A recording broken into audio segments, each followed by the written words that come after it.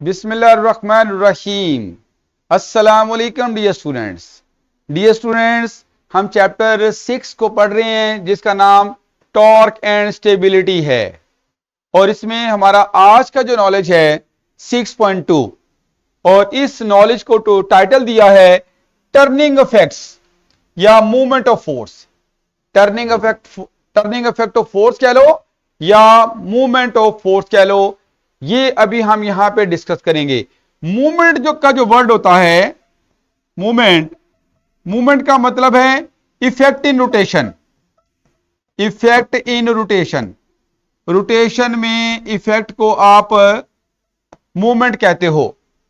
तो इस तरह से अगर मूवमेंट ऑफ फोर्स लिखा है तो इसका मतलब क्या होगा फिर? फोर्स का रोटेशन में इफेक्ट। इसको कह सकते हो आप। अब जो SLO हमने इसमें डिस्कस करना है उसको भी आप देखो, analyse problems involving turning effect of forces, यानी टर्निंग इफेक्ट ऑफ फोर्सेस से रिलेटेड जो प्रॉब्लम्स हैं उनको हम एनालाइज करेंगे। क्या करेंगे? उसको एनालाइज करेंगे। और इसकी जो वजाहत है वो फर्दर यहां पे ब्रैकेट में लिखी हुई है कि इसमें क्या क्या चीजें स्टूडेंट को सीखनी चाहिए। सबसे पहले लिखा स्टूडेंट शुड नो, स्टूडेंट को जानना चाहिए that the movement of force का जो मूवमेंट है, मूवमेंट का मतलब रोटेशनल इफेक्ट। फोर्स का जो रोटेशनल इफेक्ट है उसको अगर कैलकुलेट करना हो तो फोर्स और डिस्टेंस को मल्टीप्लाई करेंगे। वो अभी इसमें पाइवट पॉइंट का वर्ड भी आ रहा है, ये भी आपको समझ आ रहेगा पाइवट पॉइंट क्या है। अब डिस्टेंस कौन सा? परपेंडिकुलर डिस्टेंस होता है, वो आपने यहां पे सीखना है। अच्छा, एक और बात याद रखो, एक तो मैंने मूवमेंट के मीनिंग आपको बताए, इफेक्ट इन रोटेशन। दूसरे इसके मैथमेटिकली अगर देखना चाहो तो जिस क्वांटिटी के लिए भी मूवमेंट की बात की जाएगी, आप उस क्वांटिटी को डिस्टेंस के साथ मल्टीप्लाई करोगे। किसके साथ मल्टीप्लाई करोगे?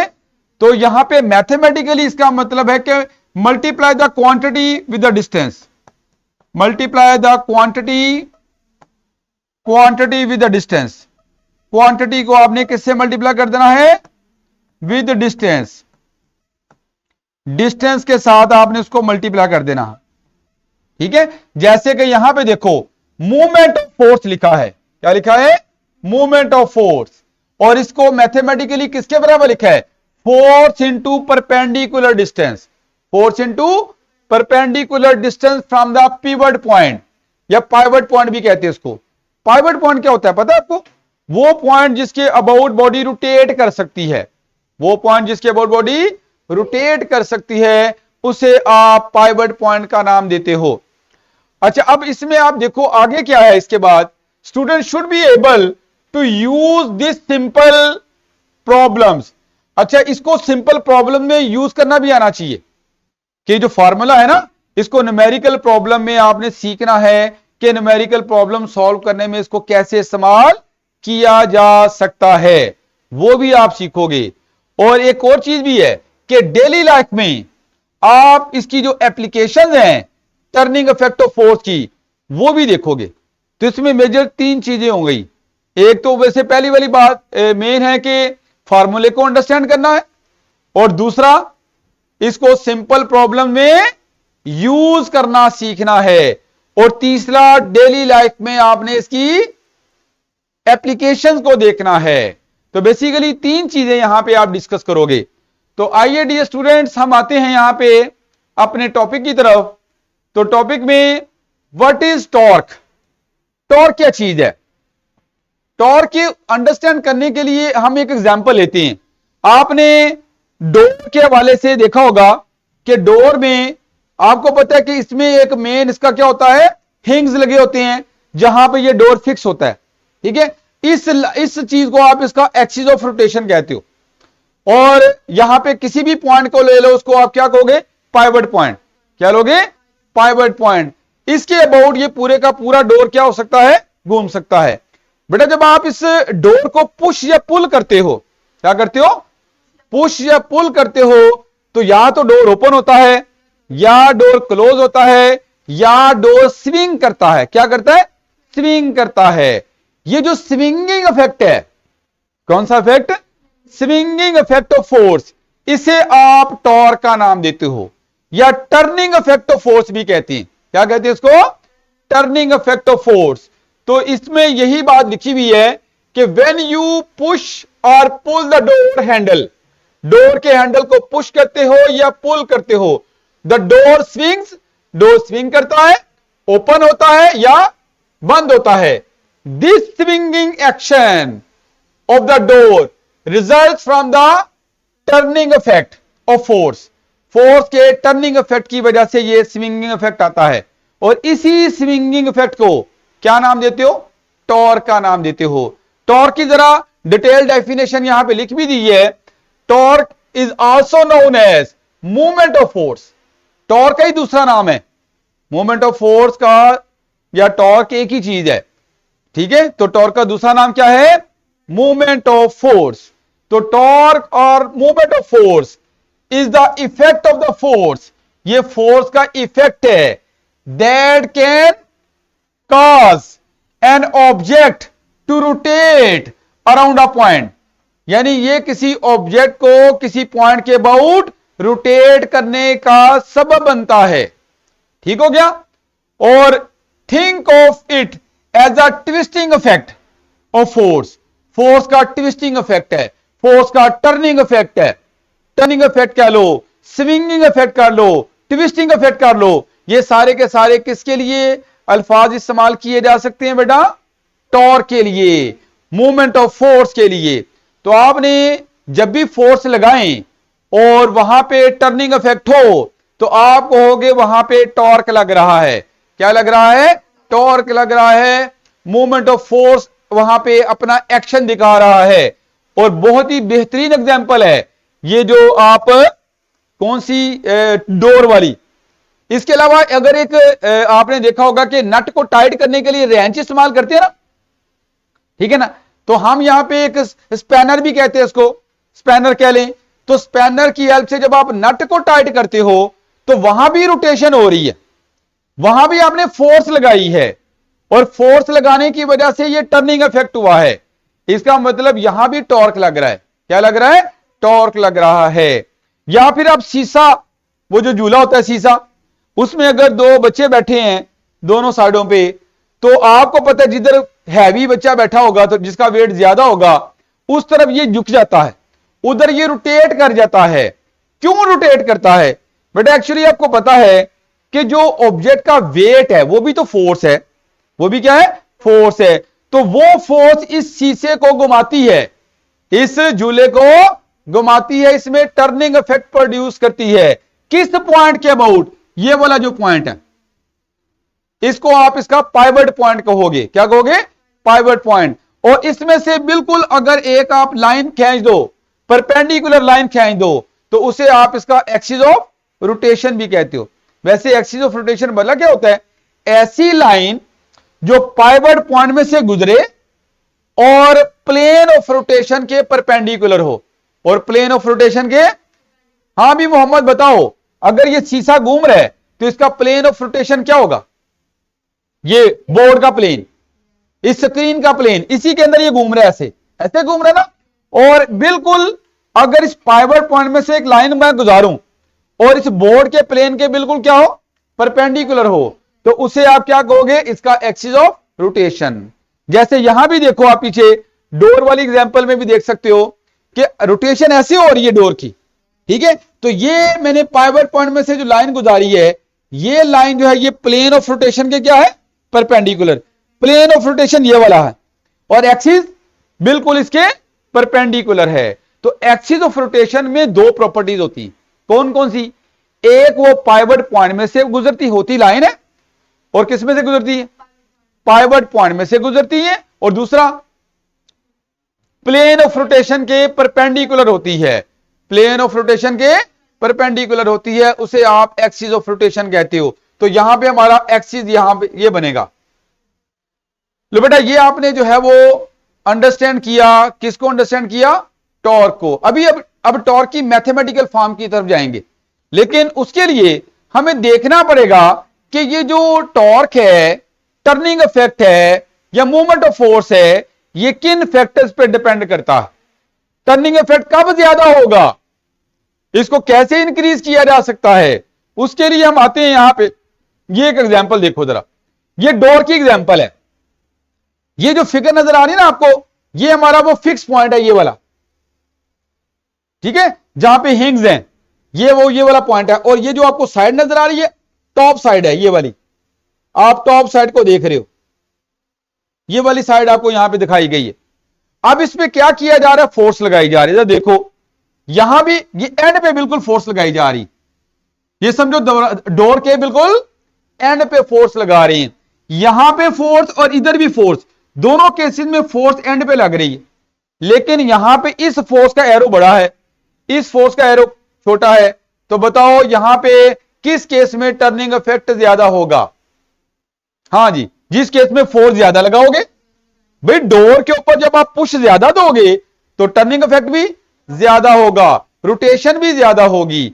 इसका मतलब जितनी ज्यादा फोर्स लगाओगे टर्निंग इफेक्ट भी उतना ही ज्यादा होगा। तो एक फैक्टर आपने सीख लिया कि टर्निंग इफेक्ट किस पे डिपेंड करता है, मैग्नीट्यूड ऑफ फोर्स। फोर्स ज्यादा, मैग्नीट्यूड ऑफ टॉर्क भी ज्यादा, टर्निंग इफेक्ट भी ज्यादा, ये फोर्स कह लो। अब दूसरी जो बात है, ये लिखा भी है, ग्रेटर फोर्स मोर टॉर्क, ठीक हो क्या बेटा। अब इसके बाद ये लिखा भी है ऊपर, आप इसको देख सकते हो, बिल्कुल वही बातें हैं जो मैंने बताई हैं अभी। अच्छा, अब दूसरे पॉइंट भी आओ। दूसरे पॉइंट में आप देखो कि जो फोर्स की जो लाइन ऑफ एक्शन है, उसकी पोजीशन को चेंज किया। यहां पे जो फोर्स लग रही बिल्कुल एंड पे लगा रही, अब उतनी फोर्स यहां पे तकरीबन मिड में आके लगा रही। तो आप मुझे बताओ कि किस केस में टर्निंग इफेक्ट ज्यादा। डोर है आपका, डोर के मिड में फोर्स लगा के उसको ओपन करो, क्या वहां पे आसानी से ओपन होगा?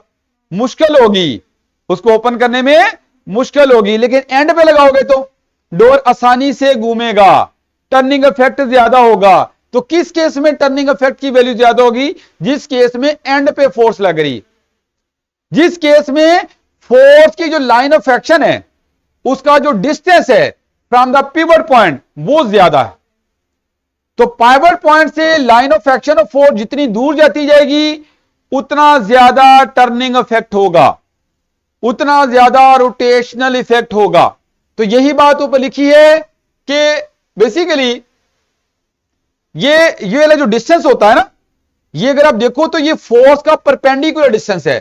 फोर्स की लाइन के साथ ये डिस्टेंस क्या कर रहा है? 90 का एंगल बना रहा है। कितना एंगल बना रहा है? 90 का। तो ऐसा परपेंडिकुलर डिस्टेंस जो लाइन ऑफ एक्शन के परपेंडिकुलर है और पिवट पॉइंट तक है, उसे मूवमेंट आर्म कहा जाता है। क्या कहते हैं? Movement arm.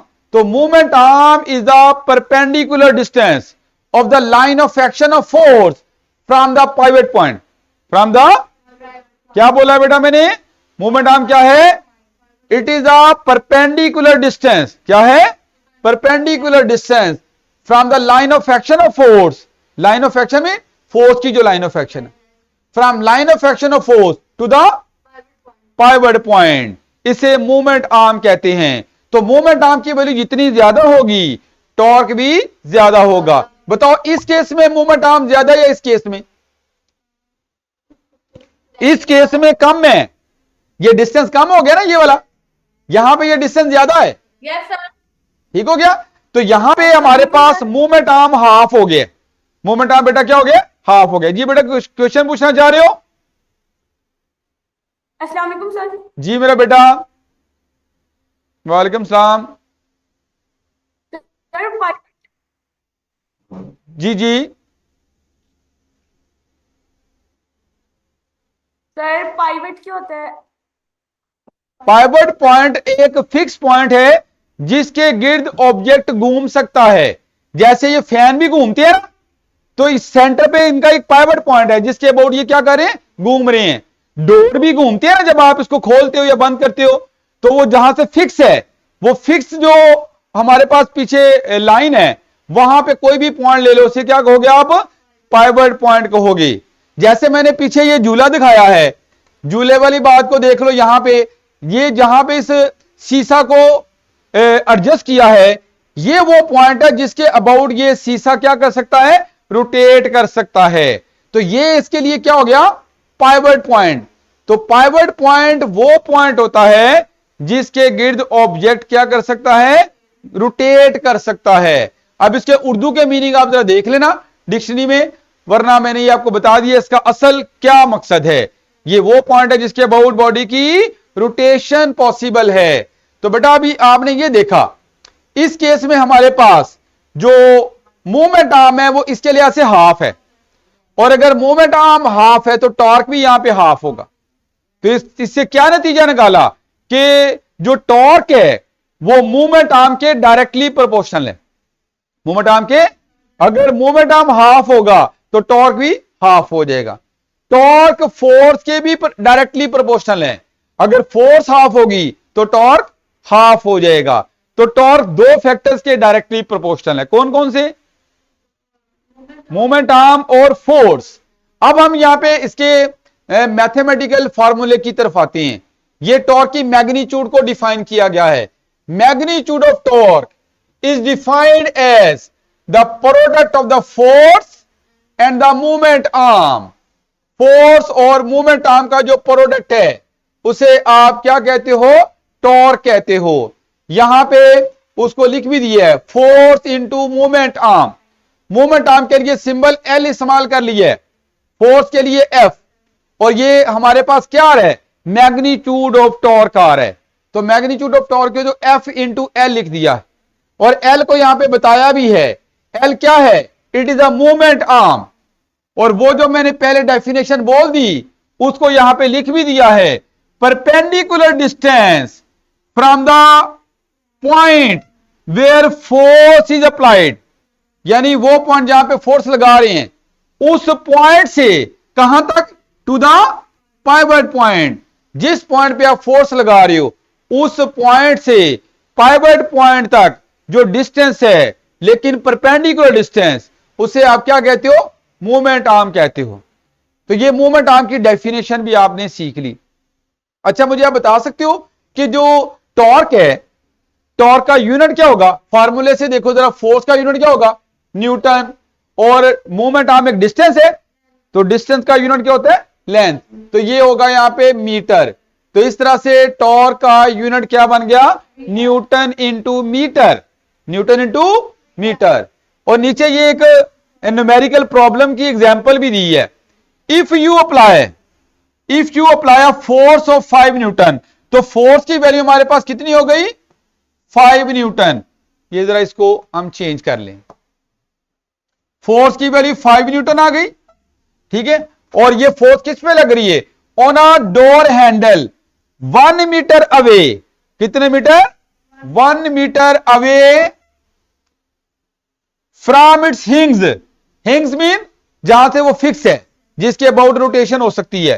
तो हिंग से हमारे पास जो डिस्टेंस है वो 1 मीटर है, यानी मूवमेंट आर्म की वैल्यू कितनी है, 1 मीटर है। तो अब अगर आप टॉर्क निकालना चाह रहे हो तो फोर्स इंटू मूवमेंट आर्म, ठीक है। फोर्स की वैल्यू 5 न्यूटन पुट कर दी और मूवमेंट आर्म की वैल्यू 1 मीटर। इस तरह से टॉर्क आपके पास 5 newton into metre. Newton into metre क्या है, टॉर्क का यूनिट है, टॉर्क का यूनिट है। तो ये आपने टॉर्क को अंडरस्टैंड किया। अच्छा अब एक और बड़ा अहम पॉइंट है जी बेटा। तो ये पिछले पेज पे ना ये वेयर से समझ नहीं आया आगे। हाँ मैंने पूछो कहां से, सर ये वेयर के आगे जो आपने समझाया है, ये वाली चीज, यस सर, इससे ऊपर ये जो है बेटा, ये इसका फॉर्मूला है।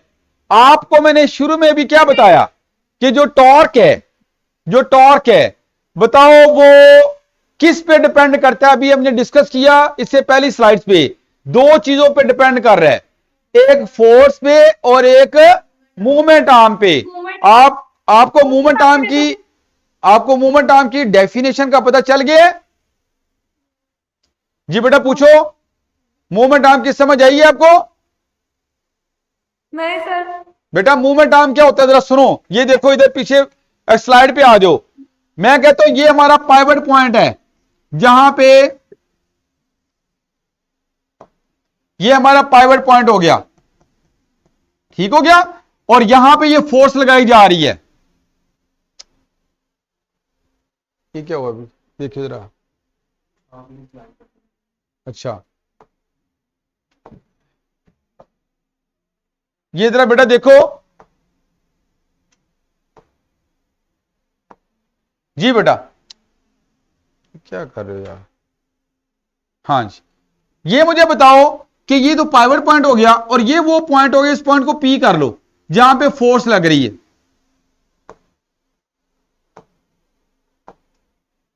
ये वो पॉइंट पी है जहां पे फोर्स लग रही है। क्या कर रहा है यार, ये हाइलाइटर आ गया, ये पेन है, ये पी पॉइंट पे फोर्स लग रही।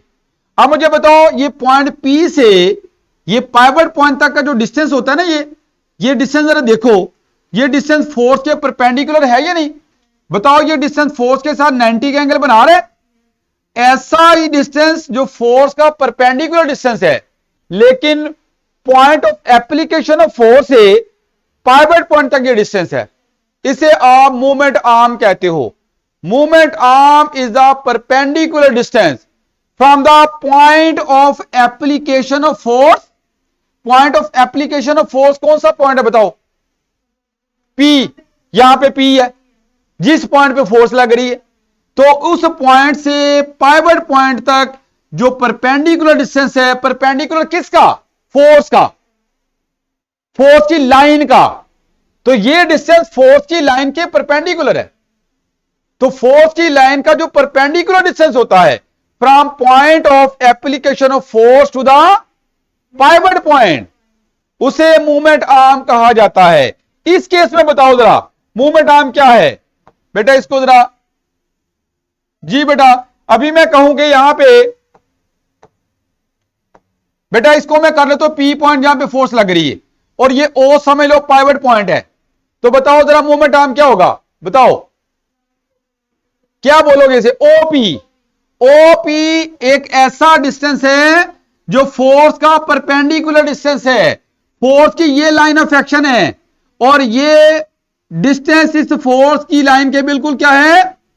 परपेंडिकुलर है। परपेंडिकुलर को समझते हो? परपेंडिकुलर को समझते हो बेटा? क्या होता है बेटा परपेंडिकुलर? परपेंडिकुलर का मतलब 90 का एंगल। तो इस डिस्टेंस को जो फोर्स की लाइन का परपेंडिकुलर डिस्टेंस है। अच्छा, मूवमेंट आर्म में दो बातें याद रखनी, एक ये कि ये फोर्स की लाइन का परपेंडिकुलर डिस्टेंस है, पहली बात तो ये, और दूसरा ये कि ये point of application of force से पाइवट पॉइंट तक डिस्टेंस होता है। Point of application of force से पाइवट पॉइंट तक का डिस्टेंस होता है, इसे कहते हो मूवमेंट आर्म। बेटा आप अगर ये देखो, इस केस में मूवमेंट आर्म ज्यादा है, इसको कर लो ए केस और इसको कह लो बी केस। जी बेटा आपने बताना है मुझे, बताओ जरा इन दोनों में से ए और बी जो केस हैं, इनमें किस केस में मूवमेंट आर्म ज्यादा है? बी में। हाँ जी, तो बी केस में मूवमेंट आर्म की वैल्यू ज्यादा है, इस केस में टर्निंग इफेक्ट भी ज्यादा है। तो हम कह सकते हैं कि जो हमारा टॉर्क है, अगर मैं टॉर्क को लिखना चाहूं, टॉर्क। एक्सक्यूज मी सर, जी बेटा, सर आप रियल लाइफ एप्लीकेशन की एग्जांपल दे सकते हैं? क्या कह रहे हो बेटा? आप रियल लाइफ से कोई एग्जांपल? बेटा रियल लाइफ में मैंने डोर की एग्जांपल दी है, ये डोर ही है। अगर आप देखो तो ये पीछे ये मैंने क्या की है, यहां पे आप ये एक पर्सन है, ये डोर के हैंडल पे क्या कर रहा है? फोर्स लगा रहा है। और बताओ ये फोर्स ऐसे लग रही है, और ये इसका मेन पाइवट पॉइंट है जिसके गिर्द ये डोर घूम सकता है, ठीक है? तो बताओ इस पॉइंट से उस पॉइंट जहां पे फोर्स लग रही है वहां तक का जो डिस्टेंस है वो हमारा मूवमेंट आर्म होगा। मेरी बात समझो, सिंपल सी बात है, हैंडल पे फोर्स लगा रहे हो तो वो फोर्स और पाइवट पॉइंट, उन दोनों के दरमियान जितना डिस्टेंस है वो आपका मूवमेंट आर्म है। बात समझ आ गई बेटा? रियल लाइफ की एग्जांपल समझ आ गई? चलो अच्छा, अब आ जाओ अगले पॉइंट की तरफ। इसका मतलब यहां पे आपने सीखा मूवमेंट आर्म ज्यादा, टॉर्क भी ज्यादा, और दूसरा पॉइंट आपने सीखा फोर्स ज्यादा तब भी टॉर्क ज्यादा। ये पिछली फिगर में देखो, यहां पे ये फोर्स का एरो कम है, यहां पे फोर्स का एरो ज्यादा है। इन दोनों में बताओ मूवमेंट आर्म किस में ज्यादा है, ए में ज्यादा या बी में ज्यादा? अब बताओ जरा, है किस केस में मूवमेंट आर्म ज्यादा है? जी बेटा सोच लो, मूवमेंट आर्म किस केस में ज्यादा है? और बेटा दोनों केसेस में सेम है, मूवमेंट आर्म सेम है, फोर्स डिफरेंट है। यहां पे क्या चीज डिफरेंट है? फोर्स डिफरेंट है। यहां पे फोर्स कम है, इसमें फोर्स ज्यादा है।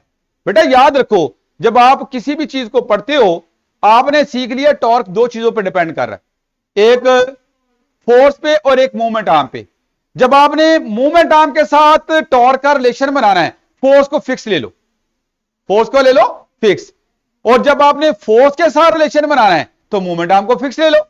तो पीछे जरा देखो, जो इसे ये वाली जो फिगर है, इसमें मुझे बताओ मैं किसके साथ रिलेशन डिस्कस कर रहा था? मूवमेंट आर्म के साथ। तो मुझे बताओ मैंने फोर्स की वैल्यू सेम ले ली, कैसे पता चला फोर्स की वैल्यू सेम ली है? दोनों फोर्स के एरो के हैं, एक जैसे हैं, ठीक है। तो जब आपने टॉर्क का मूवमेंट आर्म के साथ रिलेशन देखना है तो फोर्स को सेम लेके बात करोगे, और जब आपने टॉर्क का फोर्स के साथ रिलेशन देखना है तो फिर क्या करोगे? फिर मूवमेंट आर्म को सेम रख के फोर्स को चेंज करोगे और टॉर्क का इफेक्ट देखोगे। तो आपने यहां पे सीख लिया कि हमारे पास जो टॉर्क है वो फोर्स के बढ़ने के साथ भी बढ़ता है और मूवमेंट आर्म के बढ़ने के साथ भी बढ़ता है। इसलिए टॉर्क की जो मैथमेटिकल डेफिनेशन है वो यहां पे लिखी, ये मैथमेटिकल डेफिनेशन है, it is the product of the force and movement arm. ठीक हो गया? फोर्स और मूवमेंट आर्म को मल्टीप्लाई कर दो, आपके पास टॉर्क आ जाएगा। और ये फॉर्मूला बन गया F into L, F into L. F यहां पे फोर्स है, L यहां पे मूवमेंट आर्म है, और नीचे इसकी डेफिनेशन भी लिख दी है मूवमेंट आर्म की। ठीक हो गया? यूनिट क्या बनेगा वो भी देख लिया, न्यूटन इंटू मीटर। बेटा मेरी बातें समझ आई हैं? चलो अच्छा, अब आ जाओ यहां पे अगले पॉइंट की तरफ। ये बड़ा एक अहम पॉइंट है जिसको आपने सीखना है। मुझे बताओ यहां पे ये जो फोर्स लगा रहे हैं ये कहां पे लगा रहे हैं? फोर्स की जो लाइन ऑफ एक्शन है ये पाइवट पॉइंट के ऊपर नहीं लग रही? यस ये सर। बताओ अब इस केस में मूवमेंट आर्म क्या होगा? मूवमेंट आर्म कौन सा डिस्टेंस है? Point of application of force और पाइवट पॉइंट के दरमियान परपेंडिकुलर डिस्टेंस। बताओ point of application of force O है, ओ है ना, ये ओ कर लो इसको, और पाइवट पॉइंट भी वो भी ओ है। यानी इस केस में फोर्स के लगने वाला पॉइंट भी वही है और पाइवट पॉइंट भी सेम है, यानी एक ही पॉइंट पे दोनों चीजें हैं। तो इनके दरमियान डिस्टेंस क्या होगा फिर? जीरो। तो मूवमेंट आर्म क्या हो जाएगा? जीरो। तो ये एक बात आपने सीख ली, इस केस में मूवमेंट आर्म जीरो होगा। और अगर मूवमेंट आर्म जीरो होगा तो टॉर्क होता है force into movement arm, force into movement arm. बताओ इस केस में मूवमेंट आर्म क्या है? जीरो, तो टॉर्क क्या होगा? जीरो। आप कभी डोर पे बिल्कुल जो एंड है यहां पे फोर्स लगाना शुरू कर दो, क्या डोर ओपन होगा? कभी भी नहीं घूमेगा डोर। इसका मतलब है कि अगर आप पाइवट पॉइंट पे फोर्स लगाना शुरू कर दो, कि फोर्स की जो लाइन ऑफ एक्शन है अगर पाइवट पॉइंट में से गुजरती है या एक्सिस ऑफ रोटेशन में से गुजरती है, तो उस केस में मूवमेंट आर्म क्या हो जाएगा? जीरो। और मूवमेंट आर्म जीरो तो टॉर्क भी जीरो। अच्छा इस केस में देखो, जो इससे अगली फिगर है यहां पे बताओ, ये जो फोर्स लग रही है ये इस पॉइंट पे लग रही है, पी पॉइंट पे, और ये हमारा क्या है? पाइवट पॉइंट है। बताओ यहां पे अब इस केस में मूवमेंट आर्म क्या होगा? सोच लो, मूवमेंट आर्म में कितनी प्रॉपर्टी? दो बातें बोली। एक मैंने बोला कि ये फोर्स की लाइन का परपेंडिकुलर डिस्टेंस होता है, फोर्स की लाइन का। बताओ ये क्या ये डिस्टेंस फोर्स के परपेंडिकुलर है? ये तो फोर्स के पैरेलल है, ये फोर्स के पैरेलल है। इसका मतलब इस केस में तो परपेंडिकुलर डिस्टेंस है ही नहीं, तो इस केस में भी मूवमेंट आर्म क्या होगा? जीरो। और इस केस में भी टॉर्क क्या होगा, 0। आप कभी डोर को पकड़ो, जरा सुने, ये वापस आते हैं, ये आप डोर को अपनी तरफ खींचना शुरू कर दो या इधर फोर्स लगाना शुरू कर दो, तो बताओ ये डोर घूमेगा? अगर मैं ऐसे फोर्स लगाना शुरू कर दूं या अपनी तरफ खींचना शुरू कर दूं, तो ऐसे केस में भी परपेंडिकुलर डिस्टेंस 0 हो जाएगा, मूवमेंट आर्म 0 हो जाएगा। तो जब भी मूवमेंट आर्म 0 हो गया तो टॉर्क भी। लेकिन एक बात याद रख लो कि मूवमेंट आर्म जब बोला जाता है तो उसमें दो चीजें हैं, एक वो फोर्स की लाइन का परपेंडिकुलर डिस्टेंस है, और दूसरा वो कहां से लेके कहां तक है, point of application of force से पाइवट पॉइंट तक। Point of application of force को समझते हो, जिस पॉइंट पे फोर्स लग रही, जिस पॉइंट पे फोर्स लग रही, जैसे यहां पे फोर्स लगा रहे हो तो ये पॉइंट आपका point of application of force है, और जिसके गिर्द ये घूम रहे वो हमारा पाइवट पॉइंट है।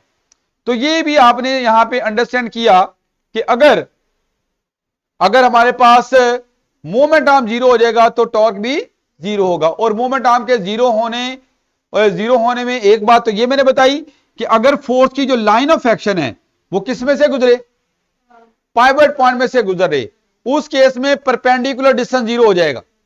और या अगर आपकी जो फोर्स है वो इस डिस्टेंस के पैरेलल हो जाए, फोर्स इस डिस्टेंस के पैरेलल हो जाए, जब फोर्स इस डिस्टेंस के पैरेलल हो जाएगी तो तब भी परपेंडिकुलर डिस्टेंस क्या हो जाएगा, 0।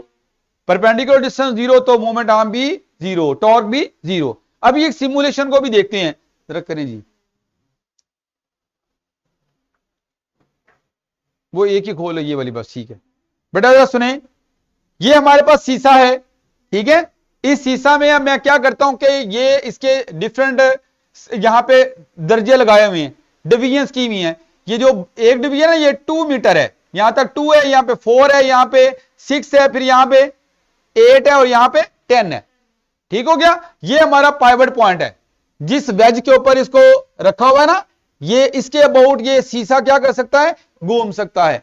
मैं अब क्या करता हूं कि मैं एक वेट लेता हूं 5 kg और उसको मैं रख रहा हूं यहां पे। बताओ अगर मैं यहां पे रखूंगा तो इस वक्त बताओ कितना मूवमेंट आर्म होगा। मुझे पहले एक बात बताओ कि इस ऑब्जेक्ट का जो वेट है, वेट इज अ फोर्स, तो इस ऑब्जेक्ट का वेट किधर एक्ट करेगा, नीचे की तरफ। तो इसका मतलब इसका जो वेट है वो एज ए अप्लाइड फोर्स है, एज ए अप्लाइड फोर्स है। और वो वेट कैसे निकाला जा सकता है, बता सकते हो? किस फॉर्मूले से निकालते हैं वेट? वेट को निकालने का फॉर्मूला आता है mg, और मैथ आपके पास 5 kg है और g की वैल्यू 10 ले लो। वैसे तो होती है 9.8, क्या होती है? तो आप 9.8 को 5 के साथ मल्टीप्लाई कर लो, या 49 आ जाएगा। ये क्या आ जाएगा, 49 आ जाएगा। इसका मतलब इसका वेट 49 न्यूटन है। कितना है, 49 न्यूटन है। अच्छा अब मुझे बताओ कि फोर्स 49 न्यूटन हो गई और मूवमेंट आर्म यहां पे कितना है, बताओ जरा। अभी बोला मैंने यहां पे एक डिवीजन पे कितना डिस्टेंस है, 2, ये नीचे लिखा हुआ है। तो 2 को 49 के साथ मल्टीप्लाई करो, 2 को 49 से मल्टीप्लाई करोगे तो ये टॉर्क आएगा। फोर्स को मूवमेंट आर्म से मल्टीप्लाई करना है। फोर्स हमारी 49 है और मूवमेंट आर्म यहां पे 2 है, तो force into movement arm 49 into 2, तो ये 98 न्यूटन हमारा टॉर्क आ जाएगा। और आप देख रहे हो कि यहां पे रखने पे ये टॉर्क कम है। अगर मैं इसको थोड़ा सा यहां पे ले आऊं तो मैंने क्या चीज बढ़ाया, ये रोटेशन बढ़ गई ना। बताओ ये मैंने क्या चीज बढ़ाई है? नहीं, टॉर्क तो बढ़ाया, लेकिन क्या ये फोर्स बढ़ाई है, ये मूवमेंट आर्म बढ़ाया है? मूवमेंट आर्म बढ़ाया है बेटा। बताओ, मैंने ऑब्जेक्ट तो एक ही रखा है, वेट तो फिक्स है इसका, वो तो 49 न्यूटन ही है। लेकिन अब जो पाइवट पॉइंट से डिस्टेंस है इसका, इस फोर्स का, इसके वेट का, वो बढ़ गया है। अब कितना डिस्टेंस हो गया, 4। अब 4 को 49 से मल्टीप्लाई करो, क्या आ जाएगा आपके पास, 196। टॉर्क बढ़ जाएगा, रोटेशन बढ़ गई। अच्छा मैं इसको थोड़ा और यहां पे ले आऊं। अब मुझे बताओ, और रोटेशन बढ़ गई, टर्निंग इफेक्ट इंक्रीज हो गया। क्यों इंक्रीज हुआ, मैंने क्या बढ़ाया, मैंने क्या इंक्रीज, मूवमेंट आर्म बढ़ाया है। तो मूवमेंट आर्म बढ़ाते जाओगे तो आप देख रहे हो कि आपके पास जो मूवमेंट ऑफ फोर्स है या टॉर्क है वो इंक्रीज होता रहेगा। क्या होता रहेगा? अच्छा, अब इसको छोड़ते हैं, हम थोड़ी बड़ी मैथ ले लेंगे, 10 ले लें, उसको मैं इधर रखता हूं। अब मैंने क्या चीज यहां पे बढ़ा दी? फोर्स। वेट का मतलब फोर्स।